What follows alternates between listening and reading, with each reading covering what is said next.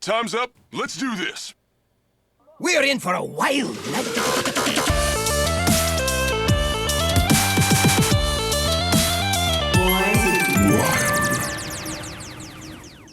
Welcome, everyone, to episode 216 of Born to Be Wild, a wild and wild-adjacent Hearthstone podcast where we have fun, hanging out with friends, talking about the wild and wild-adjacent formats of Hearthstone, and spotlighting members of the wild community.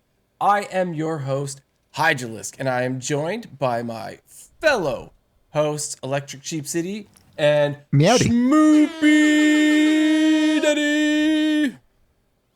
Happy to be back after drafting my fantasy football team. Ooh. Did you get a good haul? So it was really funny. The guy who's running the draft is just like, okay, we're going to randomize the draft order this year. And I came in second in the league last year, but it worked out because I split the pot with the other guy that was in the finals with me. I was like, listen, like one of us could go big, one of us could go home with like just our dues back, or we could split the pot even before they kick a ball. And they were gracious enough to take that deal, which worked out because half my players got hurt and were benched. So I made off like a bandit, and then I was going drafting. So I was drafting 11th out of 12th. And I was just like, okay, yeah, I love a randomized draft order. I can't possibly get worse for me. Well, I was wrong. And so the guy ran one of those like simulations. He ran one of those simulations to see who would go first, right?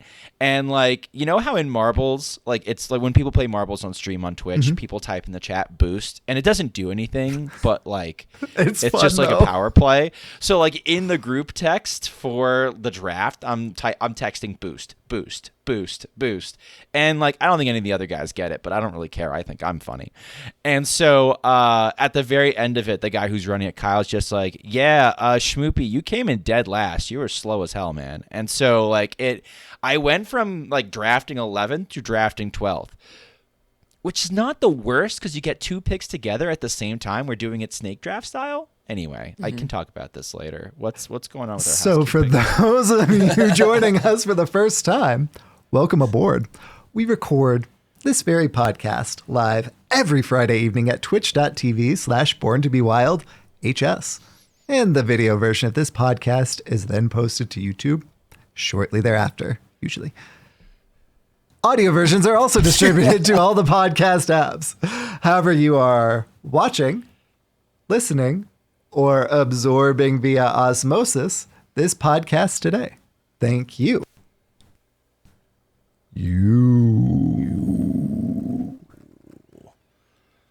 Content plug, Schmoopydady. Before we get into the main topic of the show tonight, I'd like to say a quick thank you to the patrons of our show. Your support means the world to us. If you enjoyed this content, please like, subscribe, and comment on this video on YouTube. Another simple way to support the show is to leave a review on your podcast platform of choice.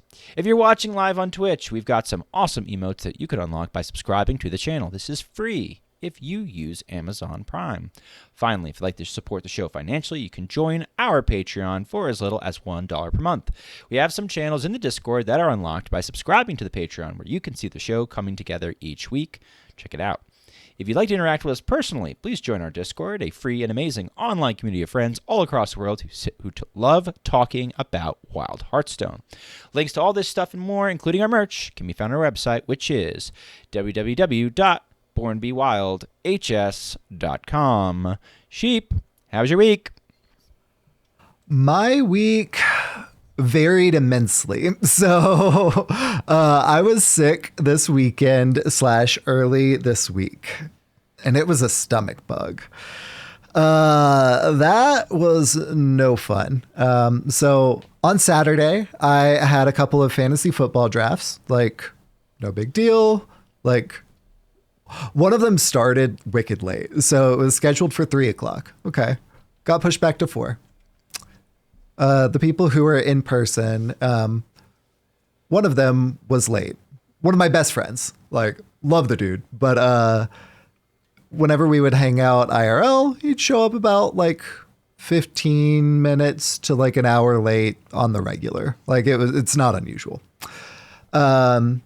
So we started at 4:45, and my friends, we stopped at like 9. Like there was just like so long, and it should not have been. Like people were just like talking between rounds. Like it's like, okay, we can hang out afterwards, but like let's finish this part. It was 5 hours. Are you guys doing it through a program, or are you guys doing it just like live? They like, were by doing hand? it just by hand, and Oh, I don't know why. I don't know why. Like I understand the live like element being there, but like having the program just like keep things on track and keeps it from going for 5 hours. People get mad in my draft when you're on like round 14 and you're still like agonizing over people to pick. They're like, oh my God, shut up. Just pick someone already. It doesn't even matter. You're just going to cut them next week. So like, I can't imagine doing it by hand. That sounds like Yeah, whenever it would come to my turn, because I was, joining virtually, I'd just be like, okay, this is my pick. And then, Yeah. like, come on, guys. Immediately. So Saturday, I had a couple of fantasy football drafts, that one included. And so Sunday was like, okay, podcast editing day. That's what it typically is. And then I was sick, so it was not podcast editing day after all. The stomach bug was terrible. This one I brought home. This one was not daycare's fault. Someone else at work was like, oh, I had it too. My symptoms started on Friday. I'm like, great. Thanks a lot. So, throughout the week, doing work stuff was fine.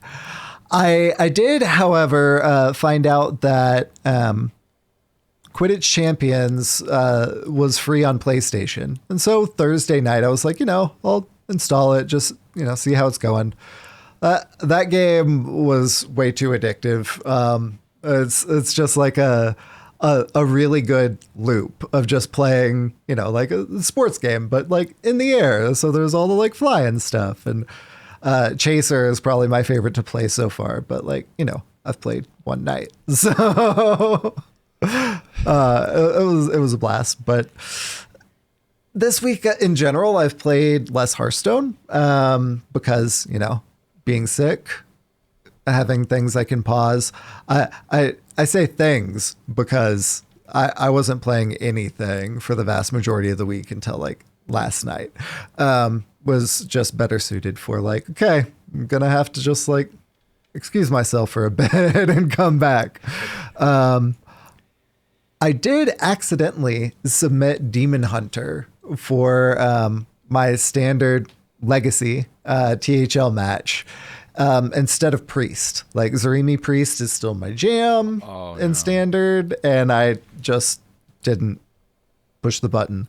That said, I've been jamming some Pirate Demon Hunter in standard for practice throughout today, and it's been doing pretty well. Like it's actually been doing pretty good. So I'm like, if I accidentally submitted it, at least I get some reps on a deck. That is fun. happy accident. Yeah, happy accident indeed. Sure. Hydra, how has your week been, my friend? I realized I forgot to fill out the show notes on how my week was, like right before this episode, because I couldn't remember what I did. And so then you guys started talking, and I was like, oh, I did the fantasy football thing too. I did that on Sunday, and ours started at 7 p.m. on Sunday, so that was a late start. And we did it online, so we used the Yahoo Fantasy Football app, and we had a 2-minute timer, I believe, for your pick, which in my opinion is way too long, actually. 2 minutes is a really, really long time. I made, like you, Sheep, I made my picks, I don't know, within the first 30 seconds easily. It was like I already had a few options, and I was like, it's between these. Let's see if the person picks the thing that I wanted. Yeah, like if you're paying attention, you can do it pretty quick. Like, oh, that person took who I was wanting. I was also judging these people. Easy. Yeah. So it was fine, though. It went not as long as yours. Since I was... I think it was max 2 hours. It wasn't that bad. Maybe hour and a half, something like that, to get through everybody. Pretty so standard. yeah. So that was okay. And this week so far, it says I'm like only at a 92% chance to win. I mean, sorry, 42% chance to win. 92, Only 92. Yeah. But I don't think I'm gonna. The thing is, it's only like a 6-point overall difference, so that could easily go either way. Like a 42% chance doesn't mean you're gonna lose. That's close. We win those in Hearthstone, right? We win those. Surely. So I mean, right. So, anyways, on vacation, I was quite the glutton, basically eating and drinking everything in sight, and got home and I was feeling the belly a little bit, and I was like, okay, we got to get back on track. So I got the exercise bike back out. I made sure every single lunch at work, I did my 5 kilometers that I do on my lunch, and then I'm doing an hour a day on the exercise bike. So basically like 2 hours a day of cardio to like just try to shed as much gained weight as possible. Schmoopydady, I know you've been like really killing it at that. I love, one of my favorite things is on the exercise bike when I've been going for a while, and then you crank up the resistance, and when you get to that one that's kind of like your top resistance, and then you feel like you're melting like a butter stick in the hot sun. Like it starts like just pouring down your head, and you're like, oh, I can feel the calories burning off. The fat is coming off my face. You're just like going, it feels so good. I'm like, I can't stop now. And so while I was doing that, I started watching The Blacklist. I don't know if you guys watched that show at all. I watched the first few seasons, my wife at least. and I. Yeah. Yeah, it's pretty cool so far. I mean, first episode is exactly the Silence of the Lambs movie, which was kind of funny. And then it changes from there. Still sort of the same similar theme, but episode 1 is Silence of the Lambs, which is hilarious. I have a guilty admission, Hydra. I have not read or seen any of the Hannibal cinematic universe, book universe, films, or media books. So you never would have known. No. Hydra, I think we need to have his liver with some fava beans and a nice Chianti. We do. I don't need that liver anyway. Oh, wild horses. Yeah. So if you have watched or read Silence of the Lambs and then watched the first episode of The Blacklist, you'd be like, what a ripoff, is like your first thought, because it's the exact same thing, except it's like on a larger scale, I would say. But it's super cool. Enjoying that, and it's keeping me entertained while I'm sweating away on the exercise bike, and I'm trying my best when I'm going on my walks at work. I do like, when I said I did 5K, I'm starting off just walking this 5K. I'm not running. If I'm running, I could probably do like 7K on my lunch, but I'm just walking it, and I'm eating like the leanest, or I guess healthiest things I can. I'm just eating like fish and like oranges while I'm walking, and just trying to keep things low calorie, but like high protein, that kind of thing. Nice. Yeah. And while doing so, I finished 2 more audiobooks, and I told you I was reading that Parker series. It's like a heist sort of bad guy book, like back in like the 50s and 60s sort of thing, where there's like this rough and tumble guy who just goes and robs people. He is ruthless. That movie Payback is actually based off of one of the books. Oh, cool. Payback with Mel Gibson. I've not seen that either, actually. There's a whole bunch that are based off of those books. Anyway, I'm like super into them. It's cool. I'm on the 7th one in the series at this point. Yeah, I and this past like week I listened to 2 of them, and I'm on a 3rd one. And then I'm also physical copy. I'm reading The Langoliers. I don't know if you've read that one, Sheep. No, not yet. It's from back in like 1990, 1991, something like that. I was alive. And it's basically these people go on an airplane on a flight and they fall asleep and they wake up and there's only a couple of them left on the plane and they don't know where everybody else went and the plane is still flying and there's no pilot. Oh no. The pilot was raptured. What do we do? The plane might land itself. I mean, we have the technology. Who needs Shouldn't always pilots trust anyway? it, but like it's like kind of works. They may not have had the technology when Stephen King wrote it in 1989. Good point. Good point. Yeah. Yeah. But it's pretty cool. Absolutely loving the book so far. I've been staying up past my bedtime. I get up at 5:30 for work and been going to bed close to midnight, and it's not as much sleep as I should be getting. I've been doing pretty much the same thing, but partially not intentional. Yeah, no, mine's been, I guess, intentional. But I just shower in the morning before work and it wakes me up. And this morning I drank a Red Bull in the shower before I went to work. That's dedication to the bit. I love it. And then I started playing a deck that we're going to talk about later, so I won't really go on about that. And also, I'm not an expert on it either, so no point in talking about it until we get to it. Schmoopydady, how was your week? Right. So I wasn't on last week's show because I basically get to see this one group of people like in person once per year during this one fantasy football draft. And so like we kind of mark it out way in advance. And so like it wasn't something I could skip or like, I mean, I guess I could have done it during the show, but like I really like, hanging out with them. We go to Buffalo Wild Wings. Though like we keep scouting around to see if we can find a different Buffalo Wild Wings from the one that we always go to, because like the one we always go to, like it's getting like lamer and lamer every year. Like they made a really big deal out of like supporting fantasy football like 1 year, and every year after that it's like trailed off more and more and more and more, to the point where like we tried to go to this other Buffalo Wild Wings and the guy that called up, like the place just like didn't want us. They're just like, what if you don't come? And the guy's like, okay.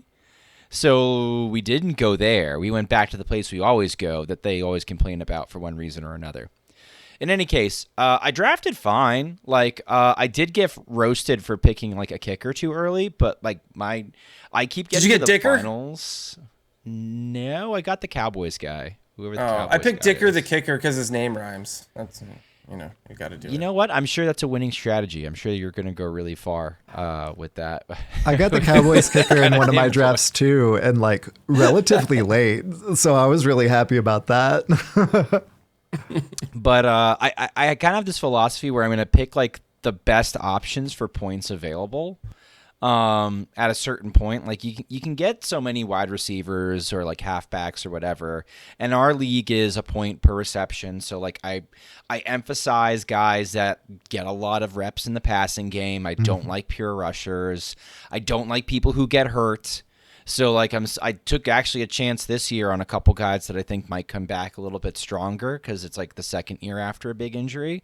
But like I don't know, I have my strategies. I do it with this group of guys, and it's very funny because I've won the league twice. Nice. Runner up last year, and so I'm basically playing for free for like 20 years at this point, and I never watch football.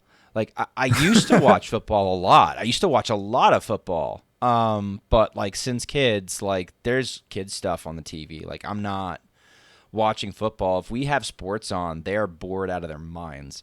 So, like I basically do all of this just like reading scouting reports on our ESPN app and going from there.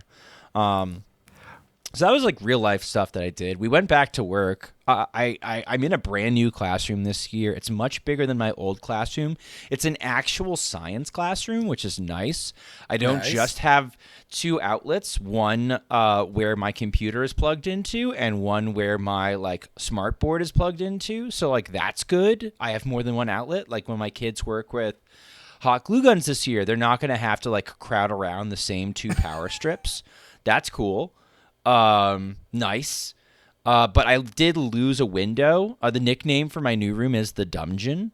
So I have to make it a point where on all my off periods, I don't actually stay in my room. Like I go out because I won't get any natural lighting otherwise. So like to avoid depression and just general negative thoughts, I'm going to attempt to leave my room as often as possible, unless I need a little nappy poo 8th period. So we'll see. That's exciting. Schmoopy started 1st grade. He loves it so far. Only heard good things from his teacher. Not worried there. He's got it figured out at this point. So that's pretty cool. On the Hearthstone side, got back into Day 1 Legend with Miracle Priest. Hooray! Did my best. Did my best to try Pirate DH, but like Pirate DH has this very weird schism about it where it's great into anything slow. It is terrible into aggro, specifically aggro Shadow Priest. It has like a 30% win rate into aggro Shadow Priest. It is atrocious. Wow. It is atrocious. And so like if you're queuing into other aggro, and guess what? It's still unfavored against Pirate Rogue. Pirate Rogue, which no one should play. It's still unfavored. And so like I tried playing Pirate Rogue or Pirate DH. I got up to D5, and I'm like, this really isn't working for me anymore. So I switched to Odin Warrior, and then I started hitting like combo Druids. And when I lost to the extra large Secret Mage because I just like dead drawed, I was like, you know what? I want to go something a little bit faster. I knew Miracle Priest probably got better, so I swapped to a Miracle Priest. And I was messing around with having the tea spell, the drink spell, in the list so that when I saw other pirates, I could just ping them off. And that worked out great. And so I just sort of shot up the ladder, and I was actually doing a workout on the treadmill. I play Hearthstone when I work out because it makes the time go by faster. I'm sort of engaged in something else. And because I'm walking anyway, I'm not running. And so, hit Legend on the treadmill, and that was really cool. The other big milestone for Hearthstone for me was I celebrated on the 31st 1 year of streaming Wild most nights. Wow. My Fridays are here, but I started in August last year. Twitch claims I started the 31st. I don't actually remember. Our first stream was a co-op stream with Shmoopy Mommy, where I was teaching her Even Warrior. The next stream I did with her was we were learning Mech Rogue together to date things. And then after that, we did Big Priest before Big Priest got nerfed. So it's a funny little like time capsule looking at like how much the meta shifted and changed in that time to where it's like, wow, yeah, all 3 of those decks are pretty much unplayable now. And like you would only do it as a joke at this point. But Mech Rogue was really good when you had 2 mana Mech Warper. 4 mana Mech Warper? Yeah. Not so much. I want 2 mana Mech Warper back. I don't. No.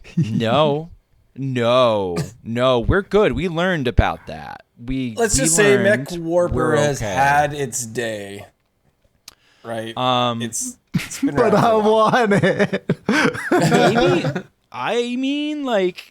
Maybe, but like, I think Odin Warrior now could probably handle it. I think Especially with Geppetto, the fact that we and the fact that we run Druid cards, like you can ramp over 10 mana, drop Geppetto, and still have enough gas to do a full skipper combo. You probably could be fine, but like I don't want to get high rolled by freaking Mech Mage ever again. I'm so sick of the shark turns. I know they're fun to do, but like, I want to high roll with Mech. I know. You want to high roll me with the shark again. I know. I get it. Somebody did. Somebody played it to Legend. I played it on stream yesterday. It felt unplayable. I was so salty. It looked unplayable. It looked terrible. The only deck that looked decent was LPG Mage, which tells you something. But honestly, that's actually not so bad. Anyway, that was my week. We got a lot of news, and we got some new cards, and we got a new deck to talk about. So like, let's hop on into it.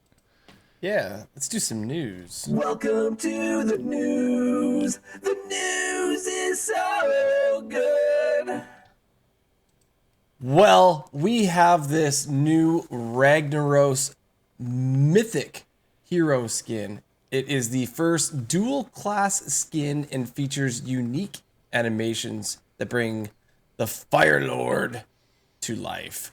This thing is super sweet. I'm going to put on what it looks like when it kills the enemy because it is absolutely fantastic. Here is that animation. You guys can see it on the screen. It's really, just gonna really leap cool. over. Like, he like climbs out of his lava pit, Boom. just like swings his weapon and bonk.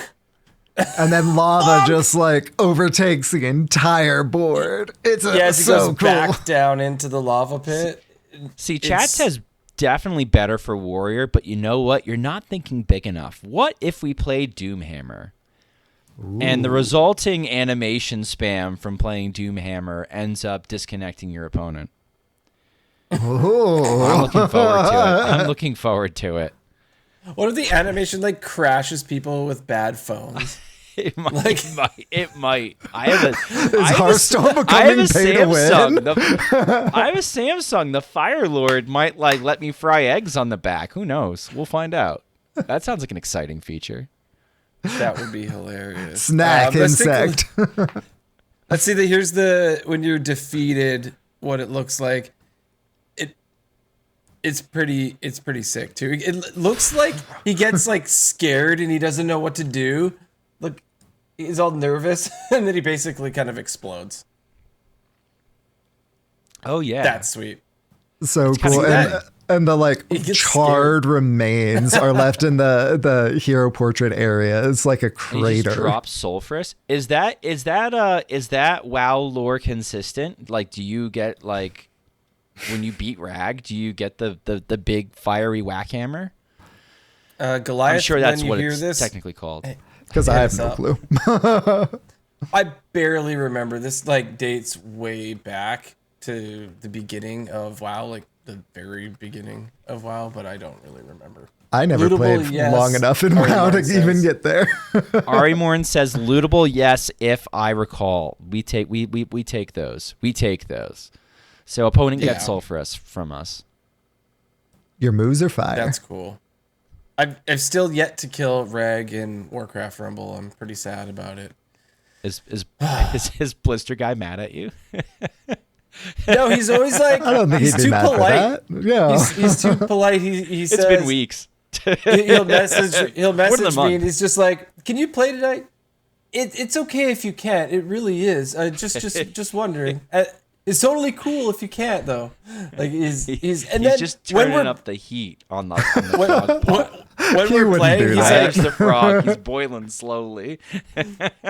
when we're playing and I say sorry, he's like, it's true. Canadians do say sorry a lot. He's like, why did you say sorry? I screwed up. I screw up and you say sorry? I'm sorry for we'll beat him saying one sorry day. too much. I'm sorry for saying sorry. So if you're interested in seeing their emotes, hello is like the Fire Lord greets you. What else do we got? Oops is an error. Thank you is just I thank you. I love can't- they WoW. didn't do WoW is the- red hot. You They will didn't do burn the out. audio, right? Like you can't hear the voice line yet. No, you they can't just hear That'd it. be really like the really hard GIFs. to do. That's why I was just gotcha. Your moves are fire. I like your moves are fire. I think that's. I like your clever. moves are They're well fire played. too. Yeah. You will soon. Yeah, it's pretty You will burn neat. out soon is pretty cool too. The threaten. Yeah.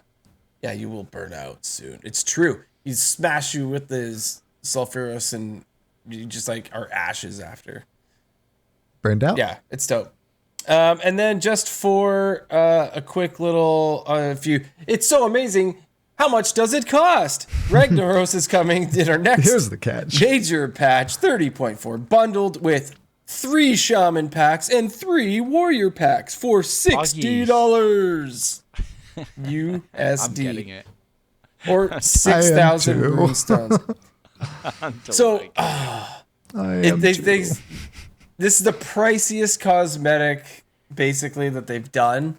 And it's super cool, right? And so I know I personally have been on I'm not going to spend money on cosmetics thing, and Sheep has sort of halfway joined me. I've dialed whatever, back. But I've dialed back. I definitely haven't quit though. This is Me a hard. while Like, ago. Yeah, this is hard. good. I would spend money Like- on this though. I know. I think It's just- I'm gonna actually pass on the DK and mage skins that I was like, I think I'm gonna get those. I don't think I am, because I'm gonna get this, and I'm not gonna spend more. Part of it too, though, is like I do get money for streaming on Twitch. Yeah. Right. And so like I could make a case that like, okay, this is gonna like, cost me X amount of time streaming on Twitch, right? And not only that, but it's like it's part of the job, it's part of the entertainment. Honestly, like I've made enough that I'm gonna get like a tax form for streaming on Twitch. So if I'm gonna get a tax form for streaming and making money on Twitch, like it's a side job. I'm gonna write off expenses, and I'm gonna see how much I can write off when I talk to my tax professional. But like, it is a side job. So again, for me, it's like I'll spend the $60, but I'm kind of like looking in the future as like, okay, I'm also going to recoup a little bit of this. I know there's some people in the community that are like, I'm going to BM whoever buys this skin. And I don't quite get that reaction. Like, are you just like jealous that you yourself are not going to get it? Because like you can think it's ugly or like you don't like it. Like, that's fine. You don't have to get it. But I think like there's going to be enough people that go and get it in the community that like this could possibly fund other projects that they want to do in the future. So like I wouldn't necessarily demonize the obvious like, hey, here's this big shiny cosmetic. We'll do more of these if you guys like them and want to buy them. Kind of like, are we going to go over the statement by our game director? Or yeah, we could do that. He kind of like he kind of goes into it and he kind of talks about how like we offer a bunch of free stuff, but like this is something that's not free. And like it's okay to offer things at a variety of price points. And he's absolutely right, because like they give away so much for free now. It's kind of insane. I had somebody in my Discord like create an NA account after they were they play mostly on EU. They're like, I don't know if I can play ElectricSheepCity on NA. It uses a ton of legendaries. They started a new account on NA and they're like, oh my God, I crafted like ElectricSheepCity in 2 hours. Like they throw so much at you that if you know exactly what you want and you're like going for that specifically, like they throw a ton of resources at you if you're a new and returning player. And that's just for your new and returning players. There's a bunch of like I think like these we get like an event every 2 weeks now, and we get free packs and free skins and stuff. So like I don't know. I think people get upset over nothing and they just want to be upset. Well, and two, again, one, being free to play is great. I absolutely have a free to play account, spend absolutely zero money on it, and won't spend any. I don't understand really the like, why did you buy this thing for this game that we are both playing and that we both like? Like, I understand if people are not wanting to buy it themselves, be it because of a price point, because they don't like it, etc. But like, I don't get the like, I'm gonna BM and rope. I just don't understand it personally. If it was a pay to something win like this thing, yeah, right. maybe they've got a point. Let's BM the pay to win person because you can only buy this legendary if you have $60 or something. Corridor like that, Sleeper was out, and you could play it before other people could. Oh man, what an honor. We talked about it a little bit, but I'll read his statement so you guys can hear it straight from the horse's mouth. First, let me say that our main goal for Hearthstone is that it remains a game that is easy to pick up and play. That means removing barriers that would prevent players from joining us all in the tavern, including cost barriers. The core game is about collecting cards and winning on ladder, and that's where we've continuously made the game more approachable for our players. You've seen our work in this area through features like catch-up packs, improved loner decks, the recently revamped new and returning player experience, and so much more, going all the way back to changes like duplicate protection and our ladder revamps. That's all very, very true. These are types of improvements that keep it so that players can jump into Hearthstone without spending anything, build up a good collection, and climb up the ladder, which is true. You can do that. I've done multiple free-to-play accounts, so it's not wrong. And even I did that before we had a lot of these improvements. Yeah, you did. And that's the thing. Like, I think something that people have a misconception about is I think it's expensive to stay competitive in Standard. It's not expensive to stay competitive in Wild. Like if you really like are paying attention and you focus on a couple decks, if you want variety or to meme in Wild, yeah, then it gets expensive. But like Wild is not expensive at all. You could probably, especially with like Miracle Priest, I think there's some iterations of Miracle Priest where you look at the dust count and it's basically a legendary. It's like 1,600 dust. It's not much more. It's probably my version might be 3,000 dust. Like you can find, like, if you happen to pack a golden legendary, there's basically 2/3 of your deck. So there's plenty of cheap options out there, which is why I try to highlight them when I find them. Questline Mage is another one that's like sneaky good, sneaky popular, pretty decent into aggro and has some pop. So like I don't know, like yeah, like they're giving away more stuff, but also for us specifically in Wild, it's a lot better. He goes on to say, but Hearthstone is a game with all kinds of different players, and we're also working to make sure every type of player has something that delights them in the tavern. What we've learned over time is there are many Hearthstone players who really care about cosmetics. These are players who have shown a lot of excitement for cosmetics with a higher quality bar like Cthulhu, the Cthulhu hero skin, and our revamped signature cards. Part of the draw for these players is awesome visuals and effects and being delighted by the additional work and artistry that goes into making something like that high bar. Though we know not every player falls into this category, we do want to continue serving those players with the most awesome cosmetics we can. Very true, right? There's different type of players. Just because I'm not one of those doesn't mean that they don't exist. And honestly, this is kind of reinforcing my like, hey, I'm gonna cut back on the things that are just like auto purchase, like just because it's there. Because if they're making stuff that I want to buy, then I'm going to. But if it's something that like, oh, I can pass on that, then I'm gonna pass on. Then I'm gonna do that too. I'm gonna pass on it. So the fact that they're wanting to, make things that I actually want to buy, then like, cool. I'm A-okay if I don't like all of them, because some of the things like Ragnaros, which is really cool and I like, I'm going to spend the money on it. So, yeah, definitely glad that they're doing more because it's allowed me to prioritize a bit. Yeah. This next paragraph touches on what Schmoopydady had pointed out.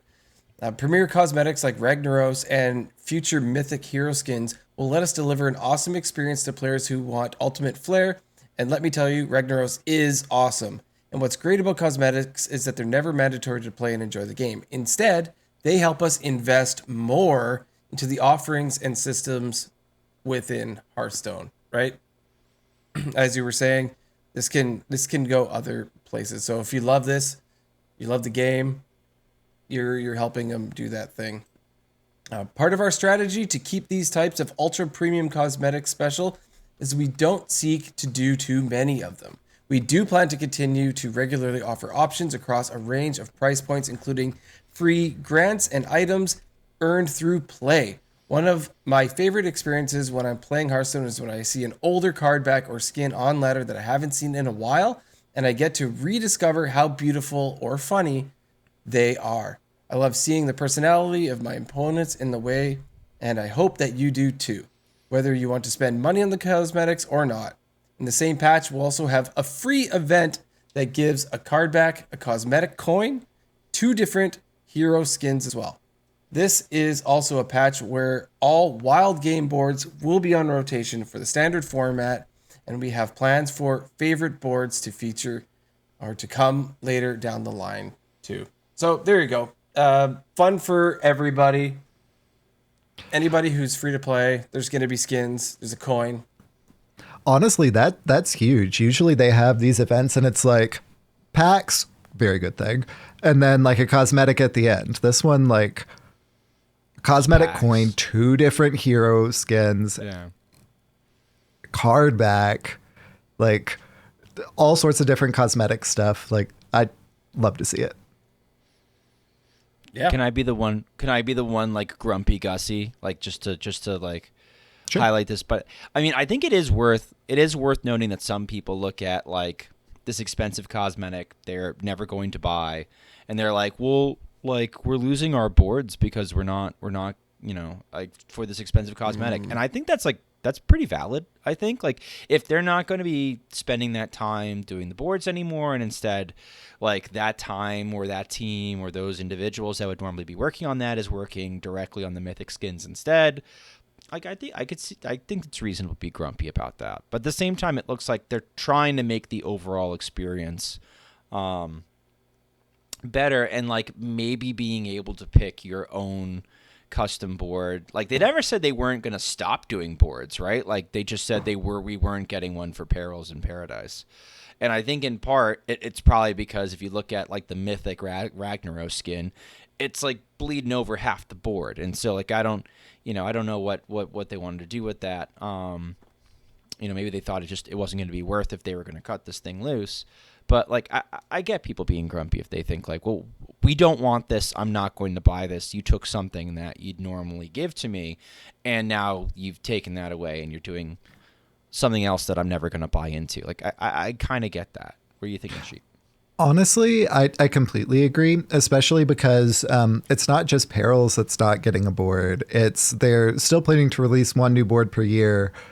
1 new board per year. So we're going from 3 down to 1. And I think that honestly, the board is a very, to me, big part of the flavor of a new expansion. So while I'm happy about the cool shiny thing, I also don't like the cutting of the boards and don't like that it's kind of reinvested away from something that everyone is experiencing, part of the whole expansion, part of something that makes it special, and taking that away for these shiny things. Shiny things, cool. Getting rid of something that impacts, I think, like a kind of core integral like experience, part of the experience of an expansion. I don't like that. And I know that, that's a business decision, and I don't like that business decision. And that is what I think about that. Thanks for pointing that out, Schmoopydady. Now I'm grumpy about this. Oh, well, I mean, there's one other thing you can be grumpy about, too. Raxius in chat points out, and I've heard Martian sort of gripe about this, too, and I think this is also clear. Like, this is a dual-class skin that we're getting, which is cool because I know, like, okay, I can if I'm going to pay $60 for this in USD whenever it comes out. That's just going to happen. Okay, that money is spent, shipped out, it's gone. It's nice that I get the mileage for it in 2 different classes, but like, what if I look away from my computer, right, and I'm facing an opponent who's also using the Ragnaros skin, and I don't catch if they're a shaman or a warrior, and now like I'm trying to like peer around cards to see if I can peek at the hero power, to see if I can figure out exactly what class it is. Like I shouldn't be. What if my lighting's not good? Like should I be punished for not like for the confusion between the portraits? Because there's already some portraits that like I'm queuing and I'm like, oh cool, I'm up against a mage and it's a rogue and I'm like, wait, really? Oh yeah. Like there's one of the Valiras where she's wearing a red dress, and I always assume and like I think she's like she's like drinking wine or something like that. I'm like, oh look, it's Jaina. I'm like, oh, that's not Jaina. Sugar. And that one always gets me. So like I think there is like, and we talked about this when we had Neon Heron up, where like sometimes there is some confusion with like more cosmetics. They have to be clear what class they are at a glance, because like it can create some confusion. Yeah, for sure. Well, let's see how Nathan ends this entry with a bit of a teaser. We have a lot of other exciting irons in the fire too. We're currently deep into work on a major arena update that we have planned for early next year, and for our core standard players, we have some fun updates ahead of us with the build up to our next expansion, including something we've never done before. Finally, I haven't forgotten that I teased pets in my last post.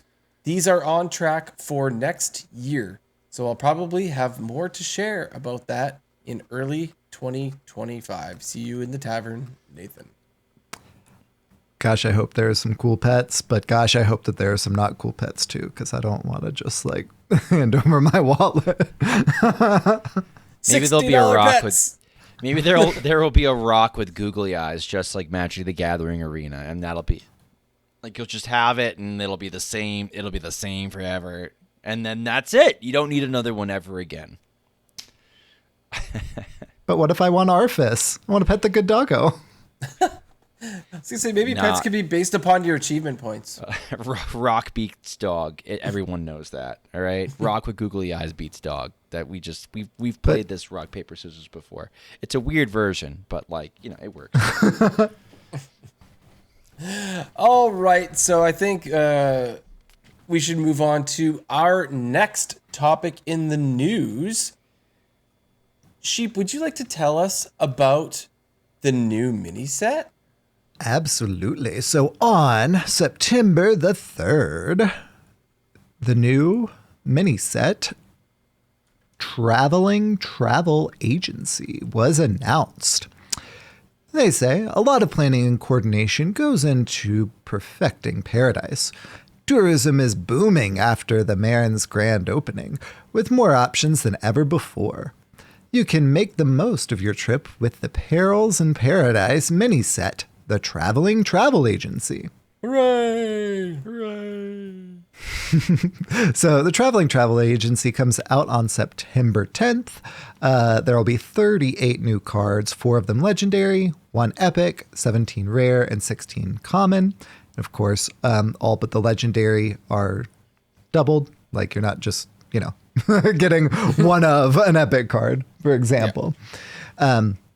These cards can either be opened in Perils packs, or of course you can buy the complete mini set.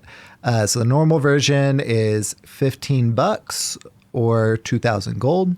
The all gold version is $70 or 10,000 gold. Those are USD bucks, not Australian dollary-doos or Canadian pesos. It's an official dollary dues. It is in Bluey. It is in Bluey. It is in I'm Bluey. gonna take it as canon. I'm gonna take it as canon. Yeah. Oh my gosh. So, meet the travel experts. The Traveling Travel Agency flies around Azeroth, scouting vacation locations and making dreams come true. This wonderful workplace is run by 2 familiar faces, Dungar and Zephyrus. One of those is more familiar for us than the other, playing I'd Wild. say so. So the first one they showed to us is Travel Master Dungar. Oh, I've been Dungar, and I've done some garring. So Travel Master Dungar has flown all around the world, drumming up customers for the Traveling Travel Agency. When you play him, immediately summon 3 minions from across different expansions. He's also the bonus diamond card included in the golden mini set. How will you build your deck to get the most value out of his flight? So Travel Master Dungar is a 9-mana 3/3. How do you feel about those stats? They're so good. The effect 3 is times 3 busted. equals 9. It's a math game. But yeah, the effect itself is busted. Summon 3 minions from your deck that are from different expansions. I love the flavor of that, especially for like a celebrating the year kind of thing. Oh yeah, this could be cool. The most disgusting combination I've heard so far. Obviously, this is a Druid card because like the 9 mana. Like I've seen jokes on Reddit where it's just like 9 mana. You died on turn 4. This card has no text. Right, like as the battle cry, but Druid can have 9 mana on turn 4. Mana is an abstract construct. So like I could see this pulling ANR, Aviana, and I don't know, Mecha'thun, or Anacondra, ANR, and Mecha'thun. Like they're gonna come up with some disgusting combos with this, and Caverns of Time cards do count as separate cards, even though. Even though like that's if you use that version of it or whatever. Yeah, basically useless information for the most part. I think the most useful one is like, oh man, I can pull 2 Street Tricksters. I can pull Aviana. Yeah, like right, but, and another Aviana, but I can't put 2 in my deck. Oops. Yeah, right, exactly. So like anything really cool would involve running double legendaries in your deck, and we're not allowed to do that yet. But but yeah, no, I like the effect. I don't know if it's going to do anything in standard, but I know I've already seen some people plotting in wild, and he's going to see some play. People are going to try some shenanigans with him, and I don't think he's going to totally suck. Shenaniganry shall ensue. They also showed us Dream Planner Zephyrus. So Zeph is Dream Planner Zeph is a 3 mana 3/2 elemental with a battle cry. Choose a travel tour to get 2 potentially perfect cards from it. They explain this a little bit. They say, Dream Master Zephyrus has the magic to make your vacation dreams come true. You make my dream come true. Call him up and tell him what type of trip you want to take. But be warned that he's a little overwhelmed by all the new wishes, so he could give you 2 cards that might be just what you're looking for or might not. Make sure you prepare for unexpected detours. They've got like a 20-second little clip there where they show Zeph getting played, and they get to choose between Modest Tour, which is get 2 random cards that can potentially impact the enemy's battlefield. Extravagant Tour, get 2 random cards that can potentially spend a lot of mana. And Hectic Tour, get 2 random cards that can potentially deal damage to the enemy hero. So they chose the second of those, spend a lot of mana, and they got Tony and Mind Control. So it does look like it's stuff from Classic, just like OG Zeph. I don't recall, I think I've seen something of like here what is in each of these pools, but I don't know if that was legit or recall exactly what was in them, except one of them had Ice Block. Yeah, the expensive one has Ice Block in it, so you could potentially have, and this is why, like, I wonder if this is why Ice Block was not nerfed in Wild. Like, this was a Wild exclusive card, and we were like, oh, well, why don't you nerf Ice Block? And instead, we got Sorcerer's Apprentice nerfed.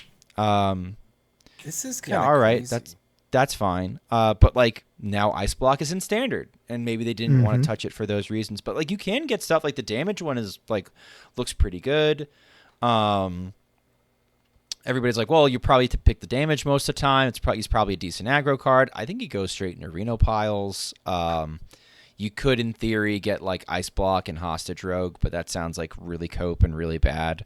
I already get plenty of those as it is. Like I don't need another one. Potentially another one. And the board clears one is like fine, right? Like there's one section that's mostly board clears. Those are all pretty good, but it's not like they put in like bad options. Like they put a couple of duds into each of the pools, which is fine. Like he shouldn't be too good, but like they also put in some really good options. So I think that's really interesting. He's not as bad as I thought he was going to be. It's neat. And an elemental. Yeah. No Highlander restriction. Nope. Yep. That's cool. They go on to say that vacation's all good and fun, but a lot of serious work goes into running a travel agency.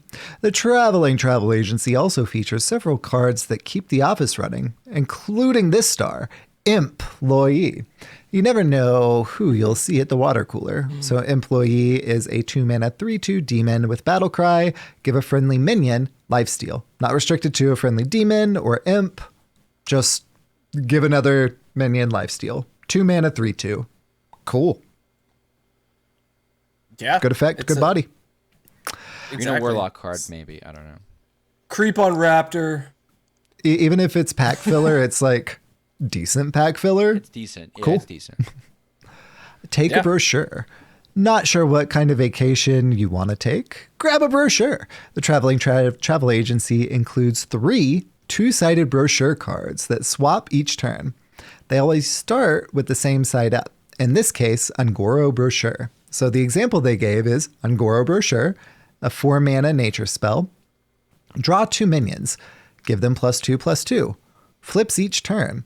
This isn't like the flips of before where it like switches numbers. This time when it flips, it changes into the Dalaran Brochure, a 4-mana arcane spell that reads, draw 2 spells, they cost 1 less, flips each turn.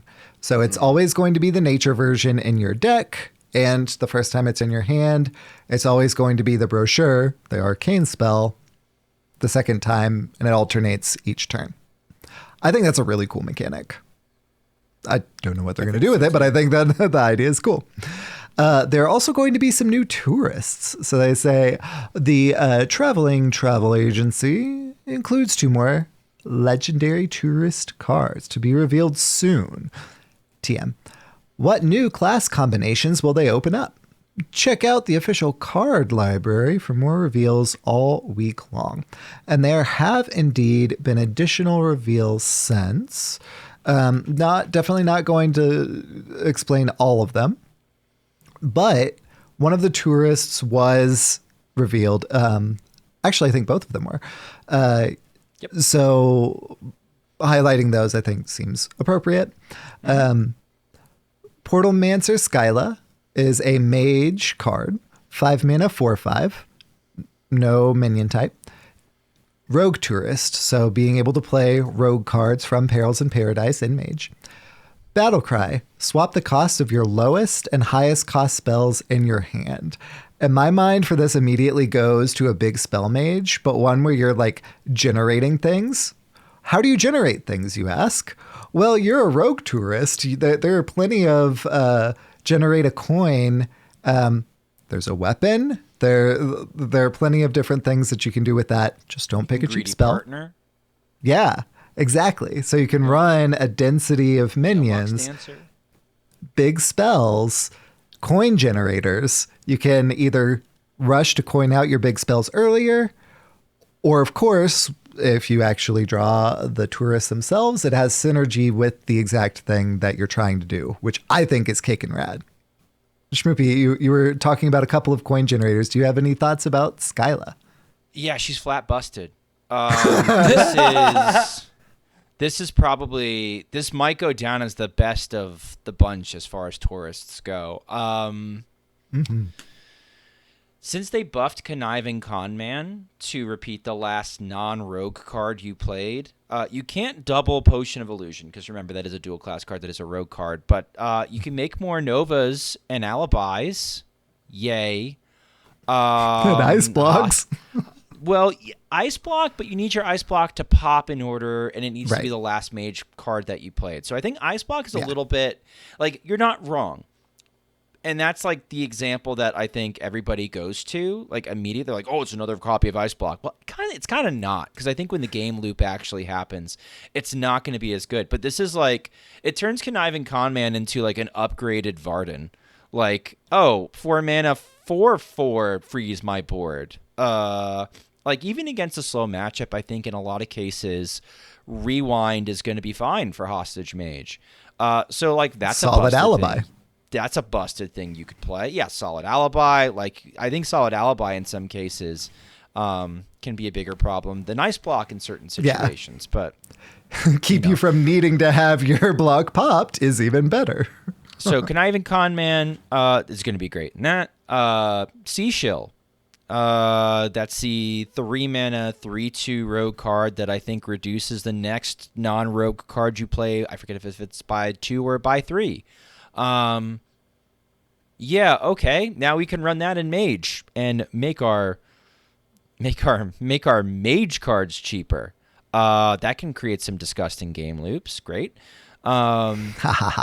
Again, not reducing potion etc. So like, okay, cool. But like now my light show is free.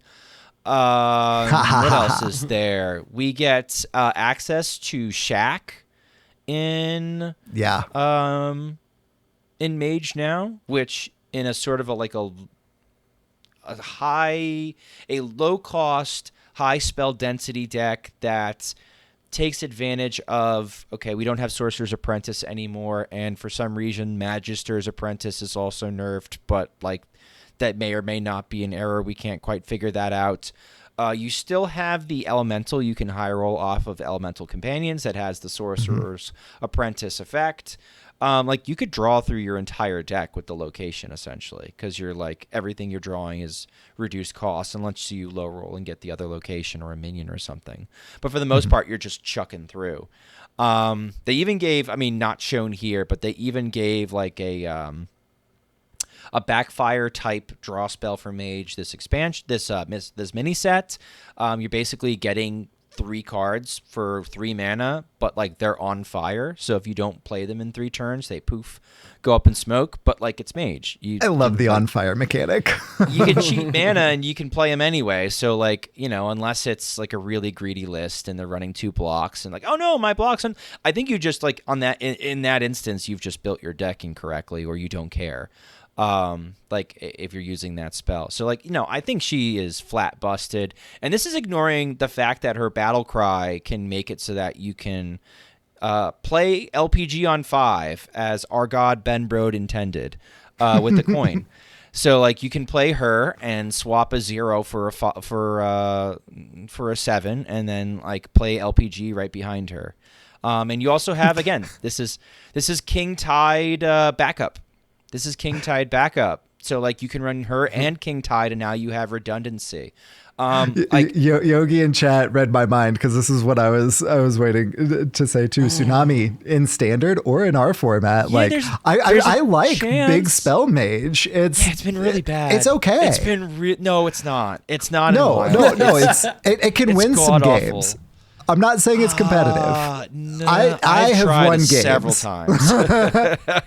I'm not saying I have a positive win rate, but I've won games. So, you know, we've got like our Yogg in a box. Like we've got coin generators and big spells. Like give it to me. Give it to me. I love it. I love it. It's even better with the coins. I think this will actually be, I'm not going to say competitive, but fun. May or may not be good, but it can win games and it'll be fun, and that's what I'm excited for. No sheep. I mean, it's been very entertaining for me that like we played a lot of big spell mage on the Perils of Paradise like theory crafting stream, and it felt pretty decent. It did. So it's funny how like it's been decent in that like very small competitive vacuum with like very specific rules. It's just when you've branched it out into wild, it just gets run over. I'm going to find it very funny if after all of this support and even giving Mage access to rogue cards, if Big Spell Mage still can't figure out how to make it work, would make me very like snarky and I don't know. I'll be entertained. I'll be cackling in a very evil way if it still doesn't work. But Corbett even said in his Discord, it's like, Big Spell Mage is going to be closer to getting nerfed probably than it is to not being good. So we'll see. This Tourist is just really, really good. Her effect is strong. You can build a deck around the effect alone. The fact that you get to run Conniving Conman, which we've already seen look really, really good in Paladin, like replaying Uther. Like you play a sing-along, buddy. The last Paladin card you played was Uther. hero power, get 2 horsemen, play Conniving Con Man, refresh your hero power, get 2 more horsemen, boom, there you go. And that's just like a game-ending combo. That's not including like, let me double up my Prismatic Beam, let me double up my other board clear, let me double up my City Text. Like, there's a lot of stuff that you can do with him in Paladin. There's just more rogue pieces. Yeah, 2 Amethysts, like there's just more rogue pieces that I think Mage can make better use of than Paladin even can take advantage of, because it's Paladin and it's kind of like one of the fair classes in Hearthstone, right? Like they're one of the honest classes that doesn't cheat a ton of mana all the time. Well, the other tourist that we got is Turbulus. So Turbulus is a shaman card, a 4 mana 3/4 elemental. It tourists into Hunter, so it's the Hunter tourist. Battlecry, give +1/+1 to all other Battlecry minions in your hand, deck, and battlefield. So it itself is only a 4 mana 3/4. If you've got a board with Battlecries, then it has an immediate impact on the board. But also all the battle cries in your hand and deck also get that +1/+1. Neat. The Hunter set from Perils in Paradise was not exactly a draw for this card. Well, a lot of people keep telling me, they're like, hey, we like bird watching. You could play that in Reno Shaman. Hey, the +1/+1 to your board is relevant in Reno Shaman. Hey, this isn't that bad. We could play Sasquatch for some reason. And then people remember that Sasquatch doesn't actually like replay battle cries, so it's actually useless. But so I sure, like, maybe you can try this. I mean, I think you might consider playing this in just like an elemental deck and just Hunter cards be damned and just play it as it is with Corrupt the Waters, and it's another tick on the quest line, and now you can like double up the buffs, and most of the elementals you're playing in that deck anyway are battle cries, so like, you're actually like buffing the board and making threats. I don't know. You can even include Zeph. New Zeph, which is also famously an elemental. I'm sure it's fine, but at the same I just want to play it. Well, we had Snapdragon, and the difference between this and Snapdragon is Snapdragon was only cards in your deck, and this is like everywhere. Everything? So like, is that really okay? It's 1 extra mana for a similar effect. Snapdragon's not that good. I don't know. I'd have to play with it to figure it out. People keep telling me it's going to be good, and like we want Hunter cards in Reno Shaman, and I think people will experiment with that. And Fox 11 will hit rank 1 with a list with a ton of Hunter cards, and then people will play it and realize it's Fox 11 and he baits everybody. So like, I don't know. I love that it just opens up the idea for experimentation at this point. That is like, true. That's cool. That's cool. And I also agree that I don't know that I want to do this in like a Reno thing, something that's more board based so that it actually has an impact on the board. Like Power Overwhelming, or not Power Overwhelming, the Druid, choose 1, 2 mana, either give +1/+1 to your board or summon a 3/2 beast. I mean, a 4 mana 3/4 with an additional 2 mana effect. That's just the board. Cool. It also happens to your hand in the deck. Cool. Like I see this as more like a tempo thing. Yeah, exactly. Yeah, but it doesn't put a mana cost on the minions that it's buffed. So like your minute minion, they just have to be Battlecry minions. Like I could see where this is. I might be underselling the board buff, especially. And not having enough foresight to see this, because initially when I saw this came out, I was just like, this sucks. There's no way we're playing this. But like, maybe I'm being a little too harsh. I don't even know that I'm going to play like the quest with this. I think I'm like Firefly on 1. Firefly is a battle cry. Like you mentioned elementals. That's exactly where my mind goes too. Yeah, like if I can just curve stone elementals that then get buffed and then, continue rolling on with it. That's where I want to play it. Yeah, search for battle cry elemental and just like, see if it works. And just know. chuck stuff in there. There's a lot. No, be more judicious than that. But I mean, But also, I mean, if you you've don't got a have quest to play, that's where you start. if you have a quest to play elementals or something or battlecry minions, yeah, just give it a whirl. Maybe you'll win a game. I mean, at the very least, I think it's something that I'll have fun trying out. Will it be good? Probably not. I still think Lamplighter is maybe. good in Wild still. Like, especially with, like, Corrupt the Waters, where you can double up the battle cry very easily. Or we play Bran. Like, I still think it's, like, a decent card, and you can probably make a decent tempo list that can hit Legend. Like, you probably can. Like, that's fine. So. That sounds like fun. Yeah. Well, a lot of people were having fun with Druid, and I have not played this deck yet, but I know that both of you have. Do you want to go over? We'll go over. You could do Ray's the combo tweet here. right? Yeah. Well, yeah. So basically, there's a new quote unquote big bad sort of out there. Our buddy Blister Guy had made a post on Twitter where he hit Legend with the new Charrrrrge Druid, is what we're calling it. So he says, tweets are not long enough to say what I did with this ridiculous, in all caps with spaces between each letter, deck. So he's going to talk about it on his episode of Walk to Work, which he did. So check it out, please. Final Good boss episode. was... Final boss was a turn 3 kill into the mirror match. Wow. So Charrrrrge Druid is out there.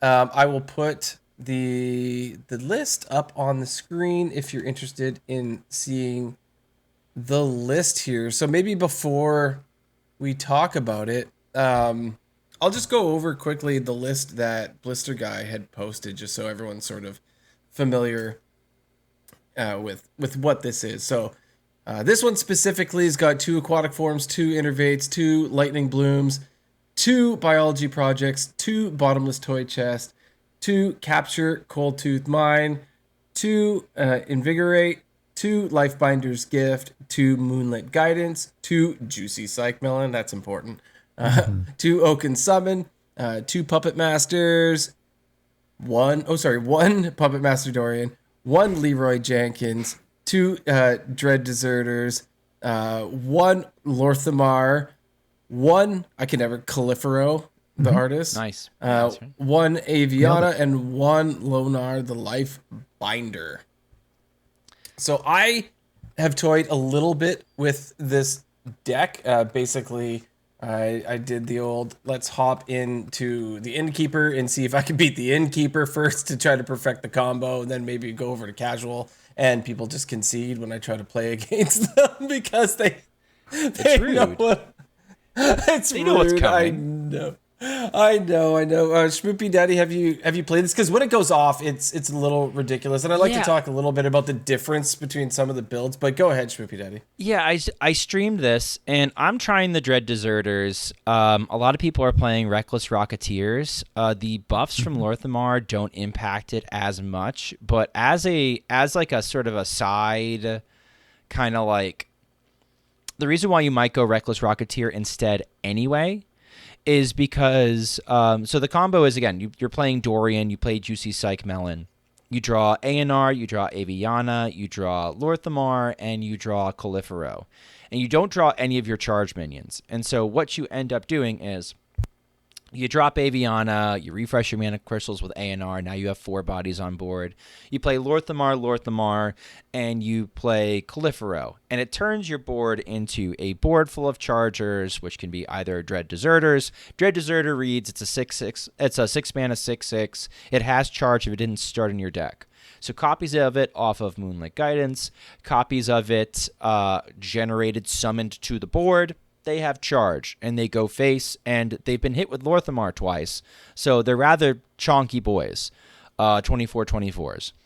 We're also running Leroy, so like you can summon Leroy. Leroy's a 24/8. Am I getting that right? I think with double Lorthamar down? I think so, yeah, because each one That's correct. doubles. Reckless Rocketeers are 20s, 25s. You get the ideas. Like 20 attack, 5. Wait, no. It'd be 28 as well, I think.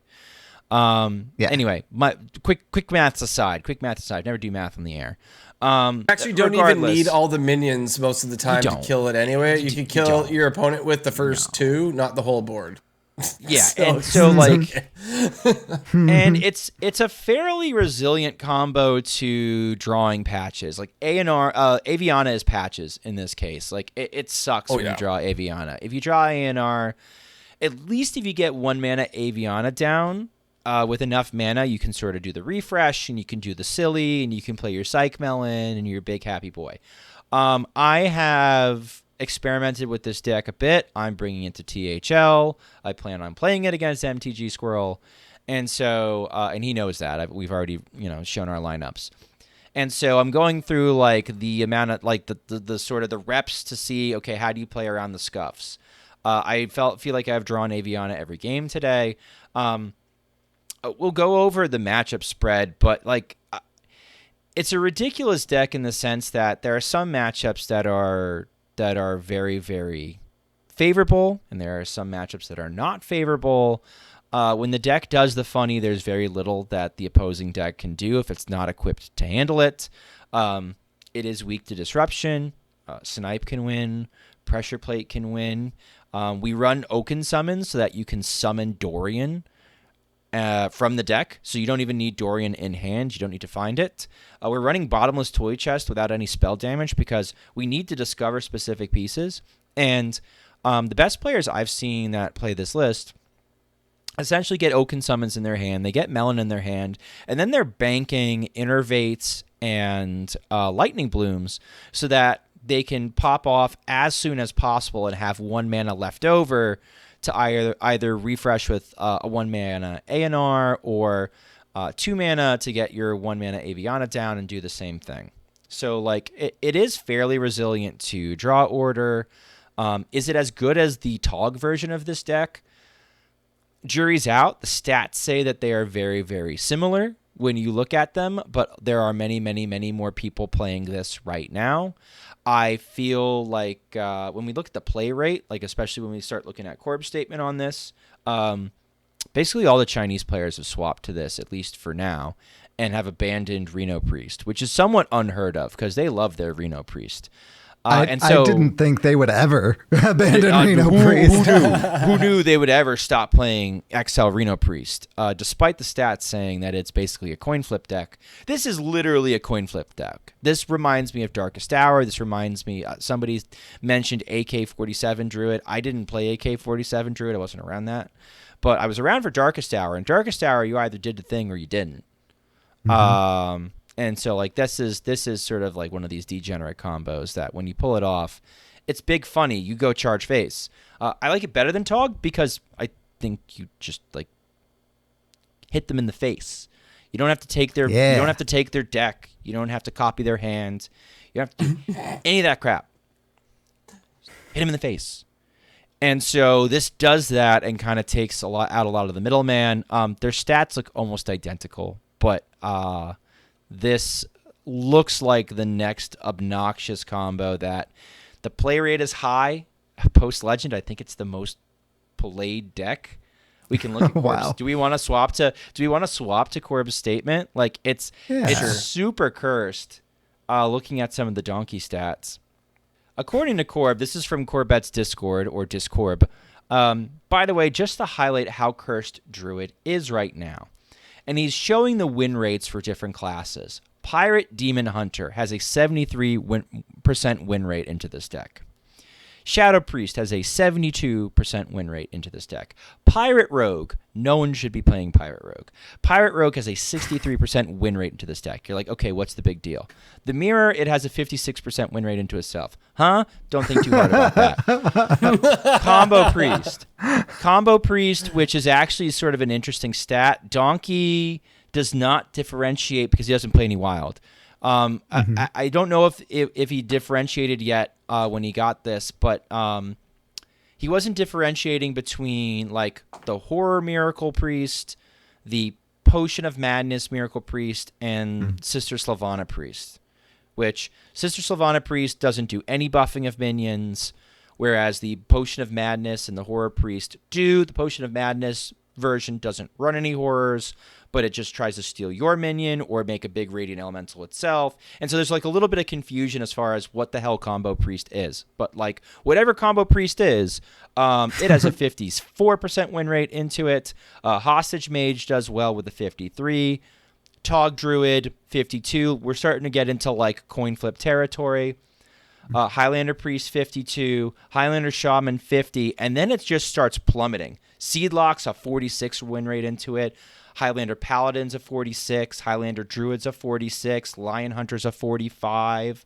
Mill Druid's a 42. Odin Warrior's a 39. Questline Mage's a 36. Like, you see these huge sort of swaps in polarity where there's a lot of matchups that are like 90-10 one way or the other. If you're playing any kind of aggro, and this is what I noticed when I was playing on my stream, was any kind of aggro felt almost hopeless unless you high rolled out of your mind. You top decked out of your mind. If you played anything slow, it was free. And so that's very attractive to players right now. Let's see. If you notice the popularity of the decks here, Charge Priest is like 12.3% in the donkey sample size. The next highest one is Highlander Priest at 11.7. So between Reno Priest and Charge Druid, that's a quarter of the format. And this looks like Diamond through Legend the last 3 days. So a lot of people are playing Charge Druid. There's a chance like 1 in every 10 matches you're going to see a Charge Druid. For me, I know like Copper Scum was seeing like 42% Druid. I think post-Legend it goes up because you're seeing less aggro. Like people want to play a lot more slow stuff, and so it's getting punished less by aggro. I think I'm still watching the meta evolve, but right now it looks kind of grim, where it's like, okay, you're either playing aggro and beating the Charge Priest, or you're getting beat up by the Charge Priest, which doesn't look very good. Like, it's got like a 49% win rate. I wouldn't even necessarily call it a big bad as far as like, oh yeah, this is a really good deck. It's just sort of unpleasant to play against. And it's, I mean, we play Wild. There's a lot of stuff that's unpleasant to play against. And pleasant making other people unpleasant to play against you. But this rhymes with a lot of decks that have been touched in the past for similar player experiences. So, like, that's why I say it gives me Darkest Hour vibes. It gives me Darkest Hour vibes for that reason. In fact, if you take the percentage that's Tog Druid, which is 4, and Charge Druid, that gets you up to like 15% of Diamond through Legend is either Tog Druid or Charge Druid, both of which are basically the same combo. So now you're talking about, it's not quite 1 in 5 games is against some sort of slow Dorian Druid, but like, yikes. Hydra, what's been your experience with this deck so far? So I've explained in the past that I'm somebody who sort of likes fast games, right? I like aggro decks, and It's perfect for that, actually. I'm like, and every once in a while a combo deck comes around that I do like. So Mechathoon Warlock was my jam, man. And there hasn't been a lot of combo decks that I've liked. So as soon as I saw this, I was like, wait, hold on. I'm playing 24-24 or 24-8 or whatever chargers on possibly when you high roll turn 3 with a coin or whatever, turn 4. Yeah, even if you do it on like turn 6, 7, whatever. I was like, combo and aggro. Love it. Sweet. I will say that if you're not used to combo, this is not the easiest deck to actually play, which is probably why it has a 49% win rate, because I haven't watched anybody play this on stream, by the way. I got the list and I sat there staring at the list and was trying to figure it out. So I was like playing against Innkeeper. I'm like, what the heck is going on here? And I had like nobody telling me how it works. Slowly figured it out, but I kept, like you, Schmoopydady, Oh my gosh. I would get Aviana and patches of the deck, like you said, and I didn't know if there's a way to recover at all, unless Sure. like you can let ramp the game up and then like go do it the long. old-fashioned way if you really want to. Like that is possible. It just sucks. And usually At that point, an I would aggro just deck won't let you concede. do it. Sure, yeah, that's fair. Well, because there isn't there isn't any really other way to stall like a whole lot, right? Nope, Because you just get mana. Just like that's it. Like ramp all up. it is That's it. is you're ramping and you've got draw and you have your combo pieces and like that is it. And if you whiff, you completely whiff. So There's no early and you defense whatsoever. There's no rising There's waves. nothing. There's no There's spellstone. There's no nothing. naturalized. There's nothing. You are sometimes deciding whether or not you are going to take turn 2 to ramp or hero down a pirate, which is why usually you just die. I will say that like my win rate increased when I was saving the coin for the combo turn and not using it on ramp early. I thought, well, I'm coining into ramp. This will be fine. It wasn't fine. Like you need the coins, the innervates, and you need the oh my goodness, the lightning blooms. I find holding them for the combo turn really does help you turn the corner, because really that power swing, winning the game in one turn, is how the deck does what it does, and like that's the best way to go, I find. Yeah, I found that I was getting suckered into hero powering down pirates, right? Yeah. Because I'm like, well, that 2/1 pirate's going to keep hitting me over and over again, right? So if I take it out now, that's only taking the 2 damage once. But maybe I could have spent that 2 mana from hero powering on something else. So it's going to take me a lot more reps to get this down, but unless they nerf it. But it was something that is, as soon as they, but give it some time. I don't know if they you can do it now if you want. No, I let it live. Let Get it rid of let it live for a little bit. I don't know. No, it's cursed. I Please don't think it's get rid of that bad to let it be around for a couple weeks or something. it. Oh, not a but couple it- weeks, please. It makes me want to uninstall. Don't forget, this deck has what, like 6 legendaries in it. So 95. Famously It's funny more you than say 2. that. It's funny you say that. So what legendaries do I have to craft for this deck? You have to craft Aviana, and you have to craft ANR. ANR is very good in standard. Aviana at 9 mana has been busted for a while and is an enabler for like Reno Druid if you want to do some shenanigans with Bran Astalor. Okay, great. You don't need Puppet don't- Master Dorian. Unneeded. But Puppet Master Dorian comes with the mini set. So if you bought the mini set with your gold, you have Puppet Master Dorian. Poggers. Okay. Do I need to craft Leroy? In core. Nope, he's in core. Do I need to craft Reckless Rocketeers, which I could play in instead of the epic the Dread? You Dreaders? could. You could. That's You could free play from the original set. Califero. That was free. a free card as well. Lorthamar. Free, you could still unlock it with Is it progression. in core? Oh, you unlocked it with like getting We a got pack or it for something? free back in the day, but you can still get it. I think you have to do something to get And it. you I get can't recall. Yeah, you get it for free. But you that can way. get it for free. No Right. cost. So Okay, three okay. of your legendaries, like it looks like 3 a out of heavy 6. list, and then you look at it, 3 of your legendaries are free, actually. So it's actually fairly accessible, which I think in the past has been, I think, a significant hurdle for something like Lion Hunter, who wanted to craft Huhuron for the deck, right? Like I got to use my golden Huhuron.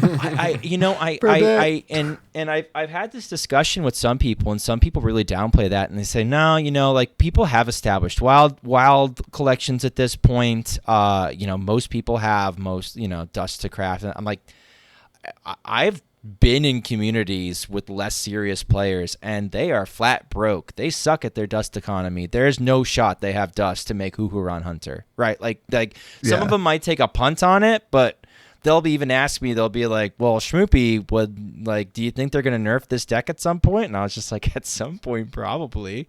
And then that usually settles it where they're like, all right, I'm not going to craft dust on this pile.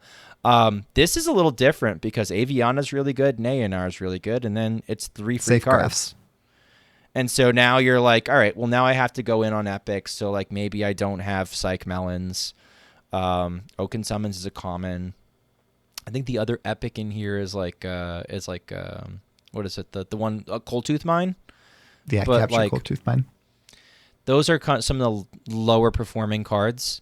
It's just Capture Cold Tooth Mine, Bottomless Toy Chest, and Moonlit Guidance are all sort of doing the same function. You're just digging for pieces. You don't even really care if like you get a copy of whatever you get off of Moonlit half the time. Like if you just get what you get, you're good. I've seen some people play Aquatic Form on 1, which is usually like a cardinal sin in Druid. You usually wait until you can actually draw something in Druid. With this deck, it's if you have the right hand, it's actually correct in some cases because it's just like, oh yeah, well, I'm not going to top deck one of my patches, but I will top deck Juicy Sight Melon turn 2. Sweet. Now I can use my Lifebinder's Gift and I can discount it. So like the play pattern is a little bit like Hydra said, like it's not 1,000% obvious. I've just died to it often enough that I'm sort of paying attention to what better players than me are doing when they're beating me with it. And these are just some of the things that I see them practicing. So this deck, if we delete the 3 legendaries, so it's 13,200 dust if you don't count the free 3 legendaries. So it would be 8,400 dust if you would like to build this. Okay. And if you bought the mini set with gold, too. then that takes 1,600 away as well, which makes it even cheaper. Yeah, so we're talking like probably 6,000 dust. Is it? But I'd have to double check. Hold on. And if you don't have the So basically, like I would call it like a mid-tier dust deck, right? So it's not cheap and it's also not expensive. Right? Well, the It's Reckless kinda like right Rocketeers there, knock off 800 too. yeah, instead of Dread Deserters, which are epic. Yeah, it's Which is basically 2 commons, 2 epic. Let's see. 1, 2, 3, 4, 5, 6, 7. Is Bottomless Toy Chest a rare or a common? Common. It's a common, that's what I thought. Okay, so we're looking at 1, 2, 3, 4, 5, 6, 7, 8, 9, 10, 11, 12. This is 13, counting 14. This is 14 commons. Riveting. 14 5, commons. 4, 8, 15, 16, 23, 42. 14 commons, 2 rares, and 4 epics. A lot of them are cards you probably already have. Right? Like all the ramp stuff, I'm assuming you already have. I'm assuming you've packed the bottomless toy chests from Perils in Paradise already. You just might be like, I think Whizbang's Workshop. Oh, it was at it? Okay, it was Bang's Workshop. So there you go. So like I think really what you might see is like a non-wild player is gonna have to craft Moonlit Guidance, Juicy Psych Melon, Oaken Summons, maybe Capture Cold Tooth Mine. You know, but like a lot of the other stuff is like, I don't know. I don't think it's and a lot of these are expensive. safe crafts for wild too. Like especially if you're a druid. If you're a druid player, you obviously have these. If you've got no desire to play druid, you may not. And if you're a primarily standard player, then you've probably got Eonar because that's in a lot of druid decks now as well. Aviana, super safe craft for wild. I mean, like you said, we're saying Oaken Summons been very consistently good. Juicy Psych Melon has come in and out of favor, but like solid craft. So, I mean, if someone doesn't have this deck already, the number of legendaries initially might be a little bit of sticker shock, but like Yeller's saying, whenever you dig a little deeper, it's cheaper than it looks at first glance. Yeah. Do you remember when they first announced Juicy Psych Melon? I think it blew our minds in the card review. Like, why would you do this? Like, Druid was already broken, and they're like, you could draw your combo. Here you go. In one card. Yeah, I mean, especially Starliner Druid at the time, right? That's exactly what it was. Starliner already existed, and then they're like, here you go. Oh, What could possibly go wrong? Let's give it to Druid. Yeah. So like, delightful. is this a tier 1 deck? No. But is it very popular and obnoxious? Yes. Is it popular and obnoxious enough to take care of? Like, I know I hear a lot of people complain about, or sort of tangentially complain about Lion Hunter. The problem with Lion Hunter is no one plays it. No one plays it. No one plays the deck. Yeah. No one even plays the upgraded version of the deck. You see it slightly tick up in popularity now, but like it's yes, it does like a duels-like thing, and it probably should get touched at some point, but it has zero population. I've run into like 2 since it happened. Like, I think I it's played 2 not a high today. population. I played maybe 10 games today. I might have seen 2. I mean, that's weird. That's 2 nickels. Like I might. That's 20%. That's pretty significant, actually. Did I play 10 games today? I mean, I played against like 4 or 5 charge druids. So like that's the thing. Like my limited sample size is like I feel like every other game is charge druid or some form of Dorian druid. Versus like Lion Hunter is a much smaller population. So do I think the play pattern inherently of like having infinite chargers that like blow up your stuff? And oh, by the way, Lion Hunter now plays Death Lord. So if you get Bran Mini Egg Death Lord down and you have free lions, you can actually do a play pattern where you're getting double battle cries on the a line with the egg on it and double battle cries on the Death Lord. So you're pulling 2 minions from the opponent's deck and making 2 more free lions. So you just repeat the pattern on an endless loop. And now it's just down to APM as far as like, can you mill every minion out of your opponent's deck as long as your lions can trade into it? Or will That's so silly. or will you actually like stall out? So like yet another play pattern we've discovered to make Lion Hunter even more degenerate. Will people play it? Probably not. So like yeah, is it a problem deck? I think it's problematic, sure. Is it at the top of my priority list? No, this crap is, because this is what people actually play. Yeah, no, that's pretty much it. He just said like Corb's final comments were that's why Pirate DH and Shadow Priest have a shot up a bit in win rate. And in his personal tier list, he's sort of punishing them subjectively. They are so free into this deck that they're kind of getting carried by it and its popularity because they're feasting on it. And in turn, I'm seeing a lot of aggro, which is making me switch to Odin Warrior, which makes me happy. Okay, I'm ready, guys. Hi, ready. I'm Sheep. Oh my god, I ran right into that.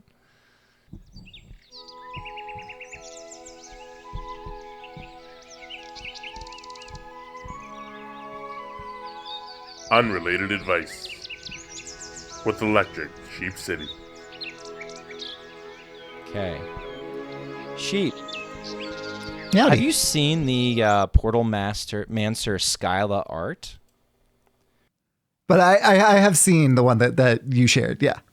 Yeah. Okay. So this is proposed to be the signature art. My question for you, which is our unrelated advice, is, which of these demons are you more willing to battle for your immortal soul? Because they both terrify the heck out of me.